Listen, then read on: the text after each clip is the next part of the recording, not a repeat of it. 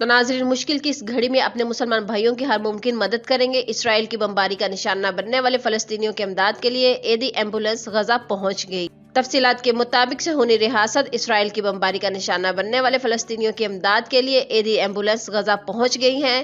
Report کے مطابق مقبوضہ فلسطین پر اسرائیلی ظلم و بربریت کے نتیجے میں زخمیوں کی تعداد ہزاروں میں پہنچ گئی ہے، جبکہ انفراسٹرکچر بھی پوری طرح متاثر ہوا ہے، جس کے باعث ریسکیو ادارے زخمیوں شہیدوں کو ہسپتال پہنچانے میں شدید مشکلات سے دوچار ہیں۔ ایدی فاؤنڈیشن نے انسانیت کے ناطے مظلوم فلسطینی شہریوں کی امداد کا فیصلہ کرتے ہوئے ایمبولینس غزہ پہنچا دی۔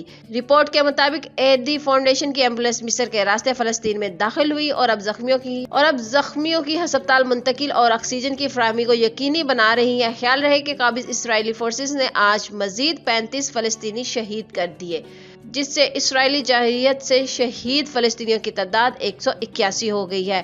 ایک ہفتے سے اسرائیلی فورسز کا فلسطین سے وحشیانہ تشدد جاری ہے۔ فورسز آبادیوں پر بمباری کر رہی ہے۔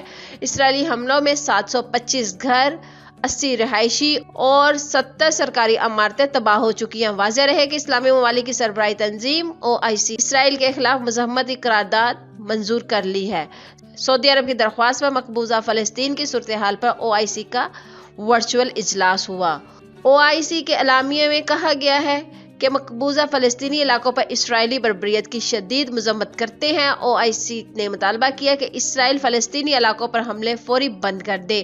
OIC کے اعلامیے میں اور کہا گیا کہ اسرائیل مسجد اقصی سمیت تمام مقدس مقامات کی بے حرمتی بند کرے اور سلامتی کونسل اسرائیلی بربریت رکوانے کے لیے فوری اقدامات کرے۔ دنیا بھر میں اسرائیلی جارحیت کے خلاف مظاہرے جاری ہیں۔ لندن میں فلسطین کے حق میں بڑی تعداد میں مظاہرین سڑکوں پر نکل آئے اور فلسطینی پرچم تھامے مظاہرین پر جمع ہوئے اور اسرائیلی سفارت خانے لندن میں فلسطین کی حمایت میں ہونے والے مظاہرے میں 1.5 لاکھ سے زائد لوگ شریک ہوئے۔ ان مظاہروں میں اسرائیل کے بائیکاٹ کا مطالبہ بھی کیا گیا۔ واضح رہے کہ گزشتہ ہفتے نماز جمعہ کی ادائیگی کے دوران اسرائیلی فوج نے مسجد اقصی میں گھس کر 300 سے زائد نمازیوں کو زخمی کر دیا تھا، جس کے بعد سے جھڑپوں کا سلسلہ جاری ہے۔